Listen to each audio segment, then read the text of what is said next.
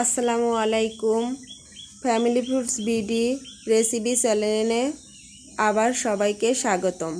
আজ আমি নিয়ে এসেছি টক ঝাল মিষ্টি আচার, কাঁচা আমের আচার।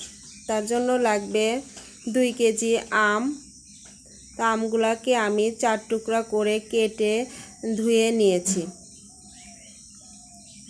এবার এর ভিতরে 1 চা চামচ লবণ, 1 চামচ হলুদ গুঁড়ো দিয়ে ভালো করে মেখে রোদে শুকাতে দেব 3 থেকে 4 ঘন্টা। শুকানোর পরে আমটা এরকম হয়েছে। এবার আমি একটা বিশেষ মশলা তৈরি করব আচারের। তার জন্য লাগবে জিরা 2 চা চামচ, মৌরি 2 চা চামচ, ধনিয়া গুঁড়া 2 চা চামচ, 5 থেকে 7টি শুকনো মরিচ। এগুলোকে হালকা খোলায় ভেজে আমি গুঁড়ো করে নিব। তো আমি ভিডিওটা দেখাইনি, কারণ ভিডিওটা অনেক বড় হয়ে যাবে। তার জন্য আমি এটা আগে থেকে গুঁড়ো করে নিয়েছি। চুলাতে একটা কড়াই বসিয়ে তার ভিতরে 1 কাপ সরিষার তেল দিলাম, 1 চা চামচ 5 ফোড়ন, আর দিলাম 3-4টা শুকনো মরিচ, তেজপাতা, 4-5টা এলাচ, দারচিনি 2 টুকরা দিয়ে খুন্তি দিয়ে নেড়ে চেড়ে এরপরে দিলাম রসুন থেতো করা 2টা। এর ভিতর দিব আমি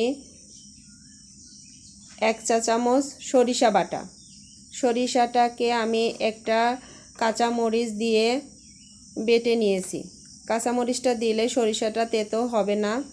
তারপরে দিয়ে দিব আমগুলোকে দিয়ে খুন্তি দিয়ে তেলের ভিতরে নাড়াচাড়া করে ভেজে নিতে হবে। তো আর দিচ্ছি লবণ, 1 চা চামচ লবণ। আমি আগে থেকে লবণ দিয়ে আমগুলোকে শুকিয়ে নিয়েছিলাম, সেজন্য এখন 1 চা চামচ লবণ দিলাম। আর দিলাম 1 কেজি চিনি। আমগুলো আমার অনেক বেশি টক, তাই আমার 1 কেজির মতো চিনি লেগেছে। নাড়াচাড়া করে আমি দিয়ে দেব সিরকা, অর্থাৎ আচারটা দীর্ঘদিন ভালো রাখার জন্য সিরকাটা অবশ্যই আপনারা ব্যবহার করবেন। তো আমার এই আচারটা রোদে দেওয়ার কোনো ঝামেলা থাকবে না। তো আচারটা এমনিতেই ঘরে অনেক দিন ভালো থাকবে।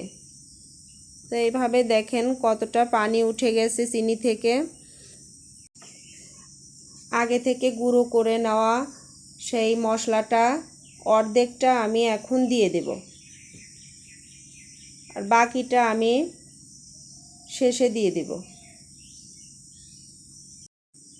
এইভাবে নেড়ে চেড়ে আচার রান্নাটা করতে হবে। আর ফ্লেভারের জন্য যে মশলাটা আমি রেখেছিলাম, বাদবাকি মশলাটা আমি এই পর্যায়ে দিয়ে দেব। তো খুন্তির সাহায্যে মিশিয়ে নেব মশলাটা। দেখেন অলরেডি আমার আচারটার কালার চলে এসেছে। তো আচারটা আমি এবার পরিবেশন করে দেখাচ্ছি। আশা করি আমার ভিডিওটি ভালো লাগবে। ভালো লাগলে সাবস্ক্রাইব করে আমার চ্যানেলের সাথে থাকবেন, লাইক, কমেন্ট, শেয়ার করবেন। ধন্যবাদ।